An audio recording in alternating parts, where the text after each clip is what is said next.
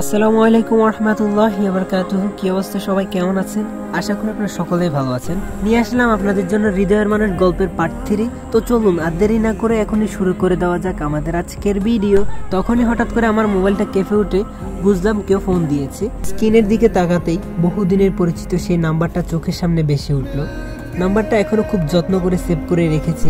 এটা বিশ্বাসই হচ্ছে না, যে মানুষটা অনেক আগে নিজের মন থেকে ডিলিট হয়ে গিয়েছে সেই মানুষটার নাম্বার আজও রয়ে গিয়েছে। ফোনটা ধরতেই ওপাশে সে আগুন ঝরা কণ্ঠটা শুনতে পেলাম, যেই কণ্ঠটা শোনার জন্য একসময় পাগল ছিলাম। কলটা ধরা মাত্র ওই পাশ থেকে বলল, কেমন আছো? মারুফ তখন বলল, ভালো আছি, তুমি কেমন আছো? নাফিজা বলল, চিনতে পেরেছো তাহলে? মারুফ তখন বলল, না চেনার তো কোনো কারণ নেই। নাফিজা বলল, বিয়ে করছো? মারুফ তখন বলল, কতদিন আর সিঙ্গেল থাকবো বলো? নাফিজা তখন বলল, সেদিন তো বলেছিলে তুমি আমাকে ছাড়া বাঁচবে না, বিয়ে করলে আমাকে করবে, আমি তোমার অক্সিজেন, আমি তোমার প্রতিটা নিঃশ্বাসে থাকবো সবসময়, তাহলে কি সবকিছু মিথ্যে ছিল? মারুফ তখন বলল, তুমি কি সত্যি আমার অক্সিজেন ছিলে? যদি তাই হতো তাহলে কি আমায় ছেড়ে চলে যেতে পারতে? তুমি তো জানতে অক্সিজেন ছাড়া মানুষ বাঁচতে পারে না, তারপরেও কিভাবে আমাকে ছেড়ে চলে গেলে? নাফিজা তখন বলল, এতটা দিন গিয়েছে একবারও খোঁজ নাওনি। মারুফ তখন বলল, তুমি নিয়েছো? আমি ভেবেছিলাম কোনো একদিন ফোন দিবে, তবে ভাবিনি এতটা দেরি করবে। নাফিজা বলল, তুমি কি ভাবছো আমি আবার তোমার সাথে নিজেকে জড়াতে চাই তাই ফোন দিয়েছি? এটা ভাবলে ভুল করবে। মারুফ বলল, হ্যালো ম্যাডাম, আমি আপনাকে অনেক আগেই ভুলে গিয়েছি, তো এসব নিয়ে আমি ভাবিও না। আর আমি জানি আমার সাথে ব্রেকআপ হওয়ার পর তুমি রিলেশনে জড়াবে, কারণ তুমি ছিলে মেডিকেলে পড়া আপডেট মেয়ে। নাফিজা বলল, উপহাস করছো? মারুফ বলল, না, তা করব কেন? যেটা সত্যি সেটাই বললাম। সেদিনের পর তুমি খুব ভালোই ছিলে, বন্ধুদের সাথে আড্ডা, ঘোরাফেরা, আরও কত কি। ভালো থাকার জন্য এগুলো কি যথেষ্ট না? নাফিজা তখন বলল, বাহির থেকে দেখা সবকিছু বোঝা যায় না, যাই হোক ভালো থেকো, বিয়ের জন্য শুভকামনা। মারুফও বলল, তুমিও ভালো থেকো। এই বললে ফোনটা রেখে দিলাম।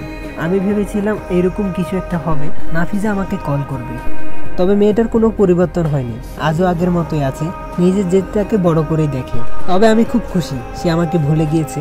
নাটক সিনেমার মতো সে আবার আমার জীবনে ফিরে আসতে চায়নি। রাতে ঘুমানোর আগে অপরিচিত একটা নাম্বার থেকে ফোন পেলাম। ফোনটা ধরাতে উপাস থেকে শুনতে পেলাম কেউ একজন বলছে, আমি রোদেলা, আপনার হবু বউ, আমি আপনার সাথে দেখা করতে চাই, কাল বিকালে দেখা করতে পারবেন? মারুফ বলল, হ্যাঁ পারবো। কখন, কোথায় আসতে হবে? রোদেলা বলল, আমি মেসেজ করে দিয়ে দিব। তারপর আমিও ফোনটা রেখে ঘুমিয়ে গেলাম। তবে আবার কেন জানি মনে হচ্ছে রোদেলা আমার সাথে দেখা করতে গিয়ে তার বয়ফ্রেন্ডকে দেখতে পাবো।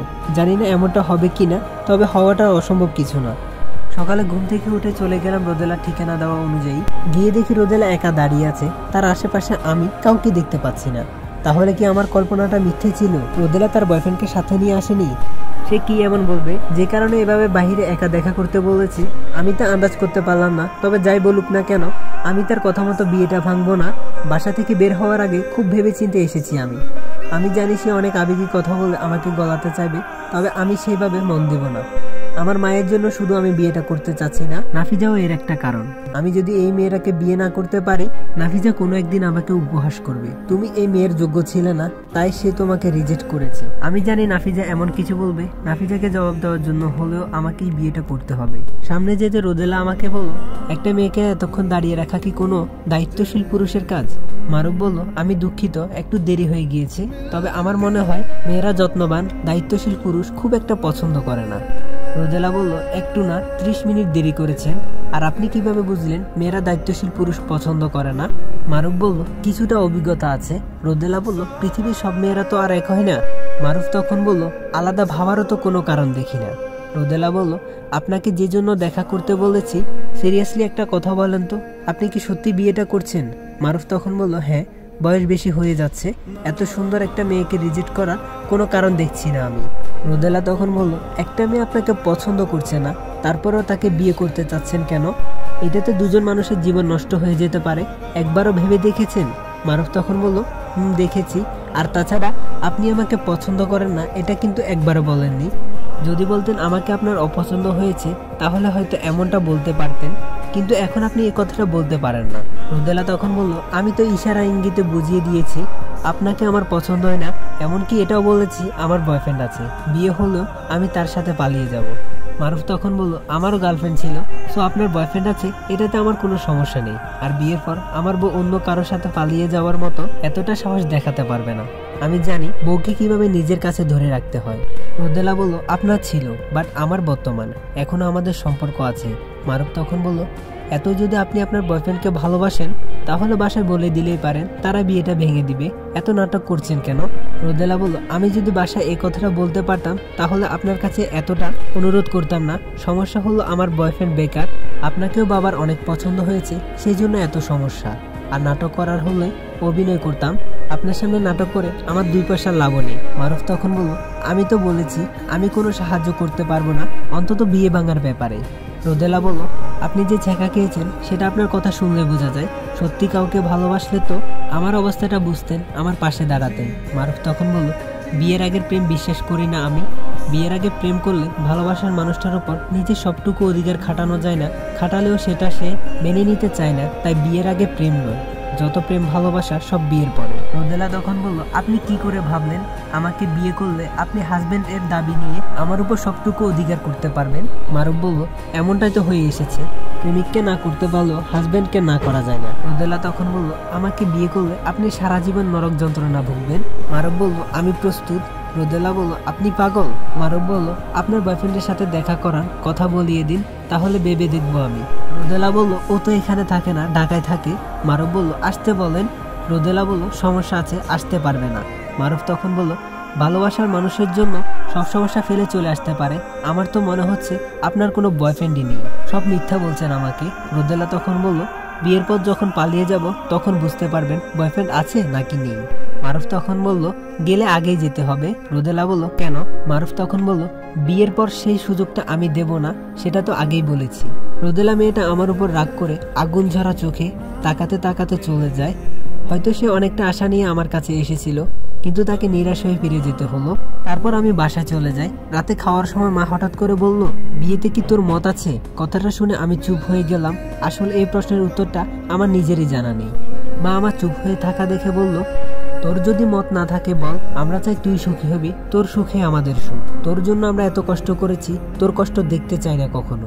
মারুফ তখন বলল, তোমাদের পছন্দ হয়েছে তো মেয়ে, এতেই আমি খুশি। বাবা মায়ের পছন্দে বিয়ে করাটাও যে কতটা আনন্দের সেটা তোমরা বুঝবে না। মা তখন বলল, মেয়েটার বাবা আমাদেরকে কথা দিয়েছে, আমিও তাদের কথা দিয়েছি। আমার তো অনেক আগে থেকে মেয়েটাকে ভীষণ পছন্দ, ওদের দুজনকে অনেক মানাবে।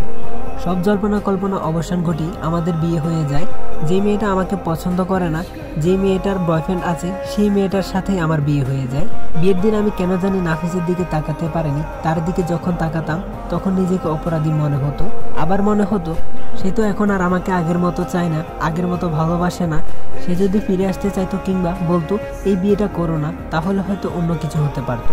কিন্তু সে এসবের কিছুই করেনি, চুপচাপ নীরব দর্শকের মতো দাঁড়িয়ে দাঁড়িয়ে আমাদের বিয়েটা সে দেখছে। তবে আমি এক প্রকার জেদের বশবর্তী হয়ে এই বিয়েটা করেছি। আমি এখন নাফিজাকে বুক ফুলিয়ে বলতে পারবো, তুমি আমাকে ছেড়ে চলে গিয়েছে তুচ্ছ একটা কারণে। ভেবেছিলে আমি তোমার যোগ্য না, তুমি আমার থেকে আরো ভালো কাউকে ডিজার্ভ করো, তাই আমাকে খুব সহজে ভুলে গিয়েছিলে। কিন্তু হয়তো তুমি কখনো চিন্তা করে দেখোনি আমিও তোমার থেকে বেটার কাউকে ডিজার্ভ করি, আর সেটা পেয়েছিও। আমি যখন আমার সাধ্য বিয়ে করা বউ নিয়ে নাফিজার সামনে দিয়ে চলে আসছিলাম, তখন আমি নাফিজার চোখে হিংসা দেখেছিলাম। সে হয়তো চায়নি বিয়েটা হোক, তার মনটা খারাপ ছিল যখন আমি তারই সামনে দিয়ে রোদেলার হাত ধরে তাকে নিয়ে আসি। তবে আমি এসব নিয়ে একটুও ভাবিনি, কারণ আমি আমার অতীত ভুলে গিয়েছি। আমি সৃষ্টিকর্তাকে সবসময় ধন্যবাদ জানাই, আমার অতীত সম্পূর্ণরূপে ভুলে যাওয়ার অলৌকিক ক্ষমতা দিয়েছে সেই জন্য। আমি এখন আমার বাবা মা ব্যতীত কাউকে ভালোবাসি না। যদি কাউকে ভালোবাসতে হয় নতুন করে বাসবো। বাসা করে আমার জন্য আমার বউ বসে আছে, তবে তার কাছে যেতে আমার কেন জানি ভয় লাগছে। বিয়েটা তো তার ইচ্ছে হয়নি, তার কাছে গেলে সে কি বলবে এটাই ভাবছি আমি, কিন্তু যেতে তো হবেই, এছাড়া কোনো উপায় নেই। আমি সাহস করে রুমে ঢুকে দরজাটা এমনভাবে লাগালাম যাতে কোনো শব্দ না হয়, কিন্তু তবুও শব্দ হলো। বিছানায় বসতে মেয়েটার রাগের গড়গড় করা কণ্ঠ শুনতে পায়। আপনি আমার কাছে আসবেন না, আপনি আমার জীবনটাকে শেষ করে দিয়েছেন। কত স্বপ্ন দেখেছিলাম জীবনে নিজে কিছু করব, বড় কিছু হব, নিজের পছন্দে বিয়ে করব, কিন্তু আপনি সব শেষ করে দিয়েছেন। আপনি আমাকে ভুলে স্পর্শ করার চেষ্টা করবেন না। মারুফ তখন বলল, ওয়েট, ঠিক আছে, আমি জানি আমার উপর অনেক রাগ হওয়াটা স্বাভাবিক, তবে আমাদের বিয়েটাতে হয়তো আমরা খুশি হতে পারিনি, কিন্তু দুই পরিবারের মানুষগুলো কতটা খুশি হয়েছেন সেটা তো আপনি জানেন না। আমার মনে হয় বাবা মায়ের ভালোবাসার কাছে এসব বয়ফ্রেন্ড গার্লফ্রেন্ড ভালোবাসা খুবই তুচ্ছ। আপনি কি চলে আসার সময় আপনার বাবার দিকে একটাবার তাকিয়েছিলেন? তার চোখে জল ছিল, তবে সেটা দুঃখের নয়, সুখের। আপনি ঘুমিয়ে পড়ুন, সমস্যা নেই। আমি অতটা খারাপ মানুষ না যতটা ভাবেন। আমি মানুষকে ভালোবাসতে চাই, কিন্তু আফসোস বাবা মা ছাড়া কেউ আমাকে বুঝতে পারে না।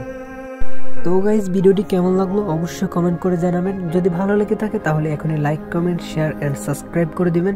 আর যদি নেক্সট পার্ট চান তাহলে এখনই কমেন্ট করে জানাবেন। আর এই পার্টের কোন অংশটা বেস্ট লেগেছে ওইটা আপনারা কমেন্ট করে জানাবেন। তো সবাই ভালো থাকবেন, সুস্থ থাকবেন, খোদা হাফেজ।